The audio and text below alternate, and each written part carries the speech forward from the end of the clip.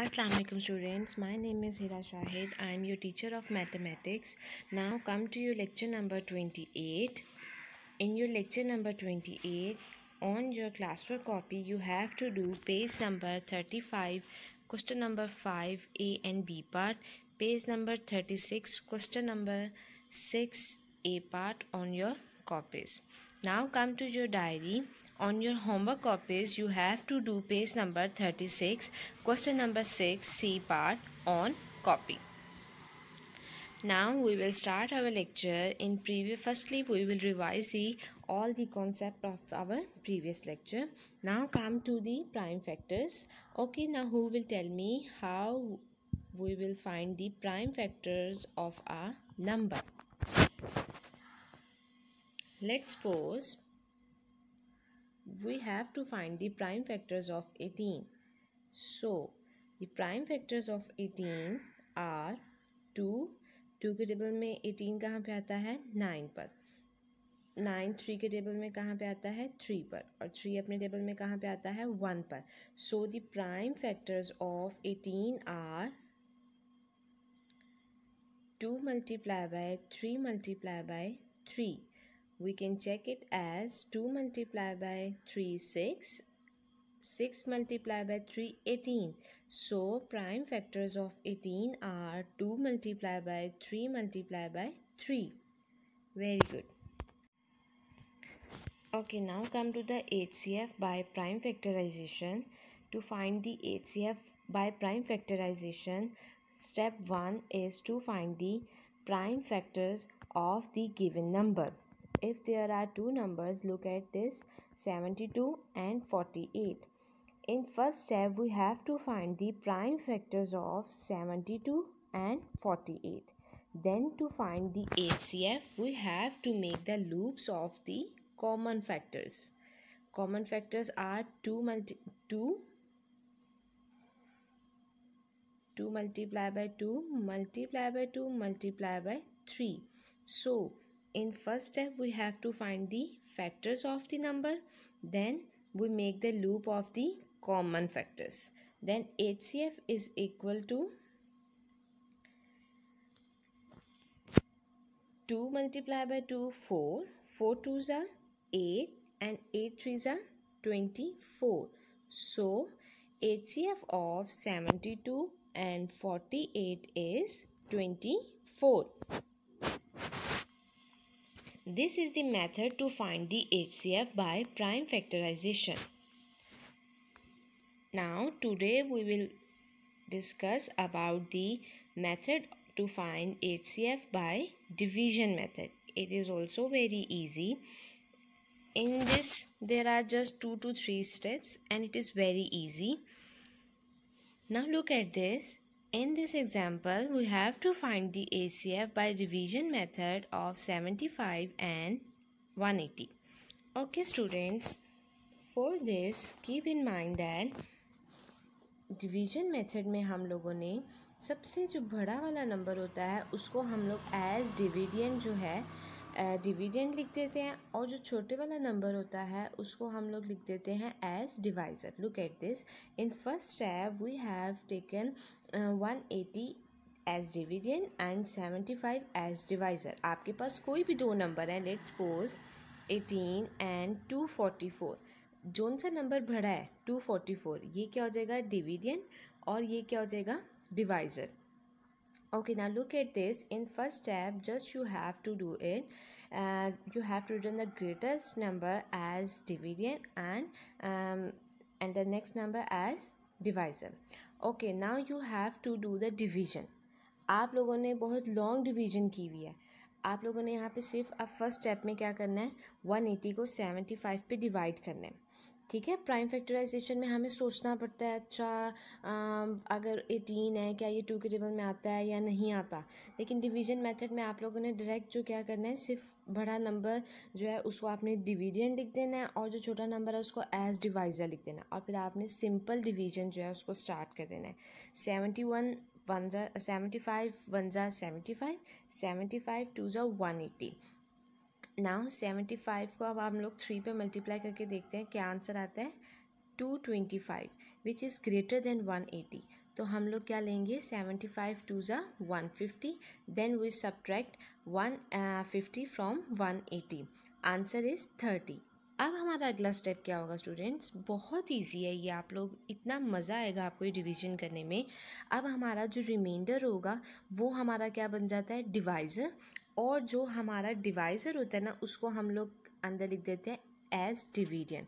हमारा रिमाइंडर क्या बन जाता है डिवाइज़र, और जो हमारा फर्स्ट स्टेप का डिवाइज़र है वो आ जाता है as division.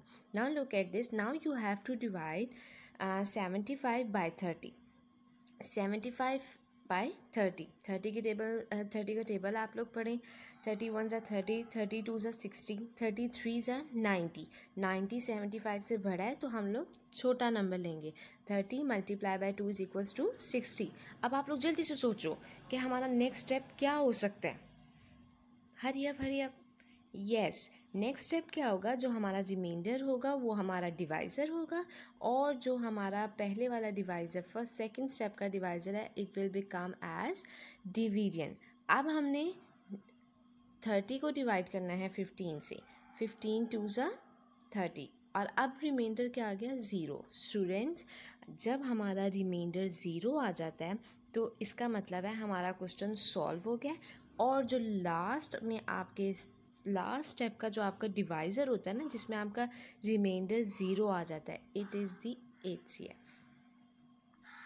So HCF of 75 and 180 is 15, is 15। मैं आपको फिर से बता देती हूँ, फर्स्ट स्टेप में आपने ग्रेटेस्ट नंबर को एज डिविडेंट लिख देना है और दूसरे नंबर को एज डिवाइज़र। आपने उसको सॉल्व कर लिया, जो रिमाइंडर आ जाता है वो क्या बन जाता है डिवाइज़र, और जो पहले स्टेप का डिवाइज़र होता है it will become as the division. उसके बाद हम इसको सॉल्व करते हैं, जैसे ही रिमाइंडर आता है it will become the divisor in next step, and the divisor of previous step will become as the dividend in the next step. Now we will do more practice of these questions. Look at this HCF by division method. Now we take the example of three numbers 91, 65 and 39. Okay अगर कोई भी दो number थे तो मैंने आपसे क्या कहा था, जो ग्रेटेस्ट नंबर होगा उसको आपने क्या कर देना है एज डिविडेंट लिख देना है। Look at this, if it is as this, और जो छोटा नंबर होता है उसको हम लोग डिवाइज़र लिख देते हैं। जो रिमाइंडर आता है उसको फिर हम डिवाइज़र नेक्स्ट स्टेप में कर लेते हैं, और जो पहले स्टेप का डिवाइज़र होता है उसको हम एज डिविडेंट क्वेश्चन सॉल्व करते हैं। और जब हमारा रिमाइंडर 0 आ जाता है तो जो हमारा वो लास्ट स्टेप का डिवाइज़र होता है it is the HCF of that number. Now look at these numbers 91, 65 and 38. Now firstly you have to write it as in descending order, बड़े से छोटे नंबर पे आपने लिखना है। तो आप अपनी सीक्वेंस देखो, इसमें 91 सबसे बड़ा है, उससे छोटा क्या है 65 और सबसे छोटा क्या है 39। तो सबसे पहले हम इन दोनों नंबर्स को लेंगे। Firstly 91 will written as dividend and 65 is the divisor. Now you have to solve it. So now I will divide 91 by 65।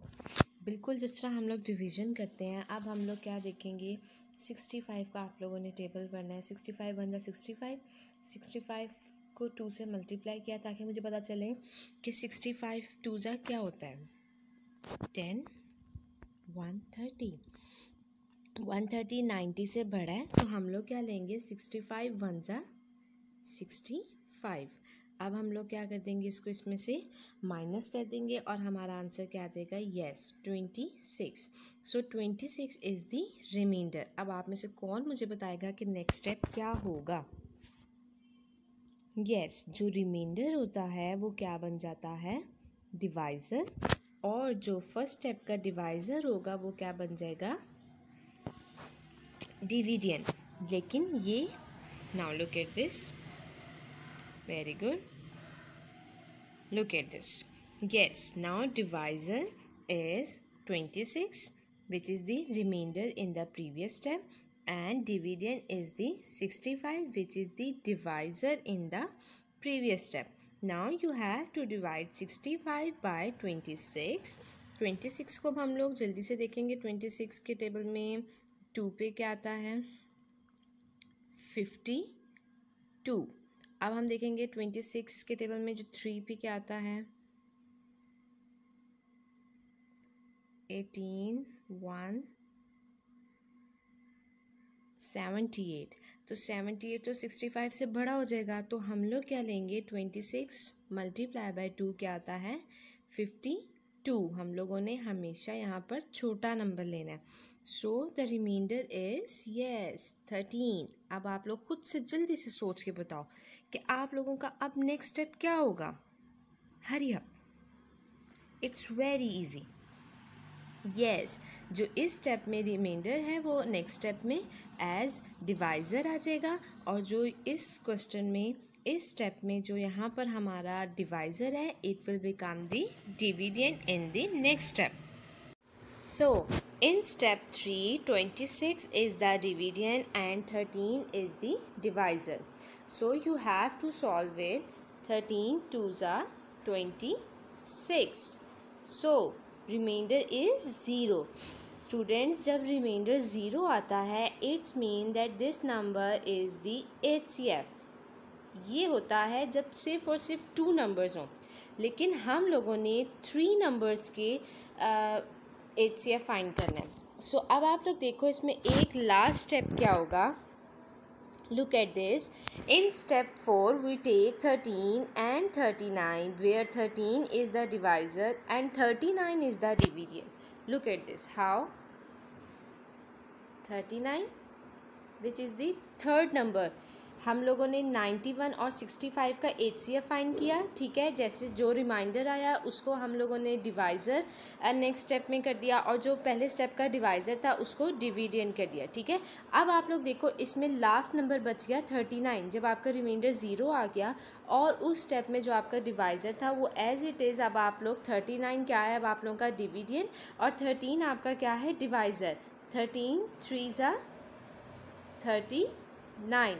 So remainder is 0. When remainder is 0, HCF of 91, 65 and 39 is 13. Divisor at the last step where remainder is 0 is the HCF of 91, 65 and 39.